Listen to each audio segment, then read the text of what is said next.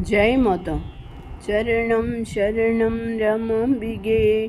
Charanam Sharanam Trayambage. She said, make your surrender total, unreserved, and perfect. When you realize Mother is with you, you can face whatever trials that come bravely. For trials and ordeals come even to avatars of God. But when you rest in surrender, Mother's protecting arms will always be there. By then, Mother was tired, but exceedingly pleased. At a sign from Tara Devi, we all took our leave. At that time, Mother never took any notice of me or spoke to me. Mother would never have described her actions as mysterious, but it's certainly true that space time held no mysteries for her. Actions and their results were seen on a scale that went beyond the limitation of the human brain. Each action had a purpose, each result a time. Now I realize that then the time was for me to be a witness, a receptacle of what words. Just as now the time is for me to be a scribe, a writer of words. A few days later it was Krishna Jayanti. Krishna Jayanti, as usual, was celebrated with rituals and rejoicing. Mother had granted darshan to the great delight of all. Late in the evening, I was called up to Mother's room. When I went up, Mother was resting in her bed. She made me sit near her on a mat. Despite her state of health, she had found the time to give sweets to all the inmates. She gave me too the delicacies that I liked.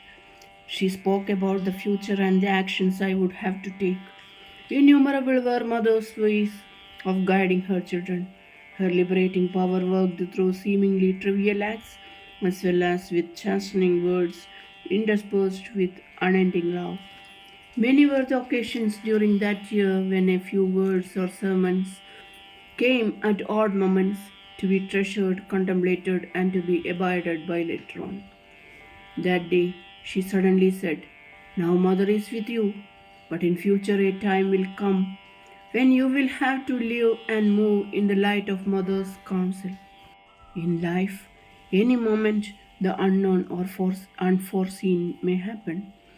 Then you have to pray, discriminate, and surrender. Then Mother's limitless grace will guide you.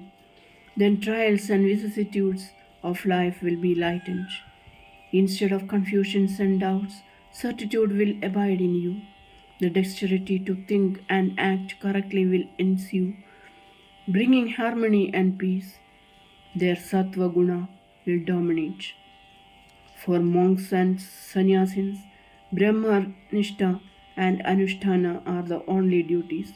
For grihasthas, worldly duties have to be converted to sadhana, subordinating fleeting sensory attachments in the very midst of life and its duties. Look deep down into the mind, and then you will know that Mother is the very root of your being, the very life of your life. A clear vision, a tranquil heart, and the ability to love without any expectation. These are the divine traits that will manifest themselves spontaneously in you then. As conscious widens, the awareness will dawn that there is neither sin nor evil. In that hour of realization is understood that all this is the Maya of God and God alone. God's immensity will pervade your whole being. Till then, all are bound by the play of dualities, sinking and rising in that worldly play like a puppet. As long as duality is there, the constant effort should be to cast aside all delusions and adhere to the truth. With sincere effort on your part for purity, the innate power becomes potent and lifts you to the summit of enlightenment.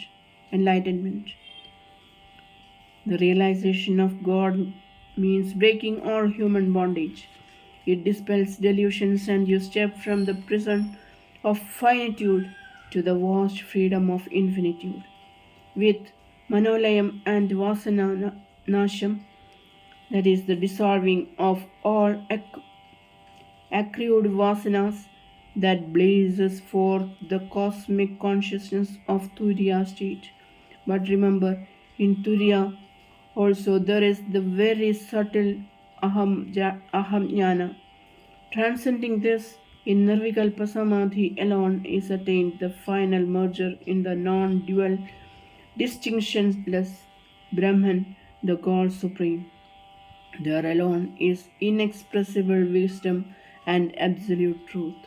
Know that faith in the Guru and the absolute adherence to the Guru's words can lead the disciple to these heights. Even a fool with such faith is redeemed, while a one, learned one burdened with pride disregards the Guru and will not be redeemed. Learning is good and fruitful, but along with learning, one must become simple and humble like a child and cling with hands of love to the Guru. Then the Mastak will become Pustak, and the wisdom of the self is experienced more intimately than all the learning in the world. From Jnana comes the flowering of Prema, and from Prema, immeasurable compassion and love and acceptance of the misery of the world as one's own. This is the highest realm of compassion.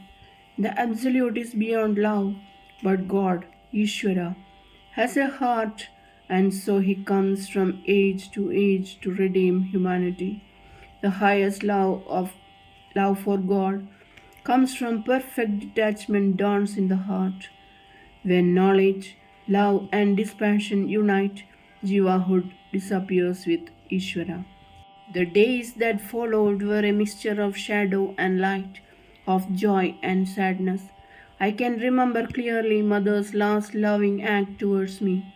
In this world of duality, when I am no more able to bask in the ambrosial sweetness of the motherhood of God, the remembrance of that episode still brings the caressing inflow of Mother's love with unbearable pathos. I was called into Mother's presence after a gap of few days, and I flew up to her room with the fond hope that her health had improved. In the mind's eye, it is as if suddenly the years between have not been. Once more I am in the Mother's presence, a mute observer. I see again my beloved mother before me. She is resting in the closed veranda, her face mirroring a fatigue I have never seen before. I see myself anxious, fearful, but still full of hope, not seeing or acknowledging what I should have seen. Already a mat has been spread out for me to sit. Tara Devi is not there at that moment. Mother signs me to sit and does not speak for some moments. Then she tries to rise from the sofa but cannot do so. She asks me to help her. I am anxious not to touch her, knowing that at times human touch is agonizing to her. So I take a soft towel and gently help her to sit to a sitting posture. Mother smiles, noting my diffidence to touch her, but says nothing.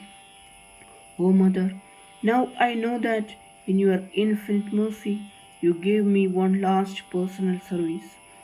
Mother tells me to sit down and slowly goes to the nearby kitchen and returns with a plate of bread and butter. She herself spreads the butter and placing it in my hand lovingly commands me to eat. She remembers I like sugar with bread, so she brings that too to me and sits down. In her prema, her sickness is laid aside. I eat even though the bread is choking in my throat and tears course unheeded down my cheeks. Just then Tara Devi comes in and Mother tells her to bring some more bread, adding, "Today I too must eat with Tankam." Tara Devi is only too happy for has not taken much food since morning. I see myself thinking with some happiness that perhaps her appetite is returning. But I, the watcher, with hindsight, realized that love alone made her sit and eat with me. Again and again, her loving glance sweeps over me as I sit there. Later, as she is lying down, she makes me sit close and in ever softening accent says, "Remember my trust in you. Circumstances may bring trials, hatred, even slander, but keep intact that burning faith. Consult Tara in everything and follow her advice, for Mother herself is acting through her. Always bear in mind the special instructions I have given you." Her words ceased, and in silence I remained there for some more time. The mist of time that had opened closed again, and I am back in the present. For me, it was the Last Supper with my mother, my Saviour, to whom I had clung with my whole heart and soul all these years. Days passed.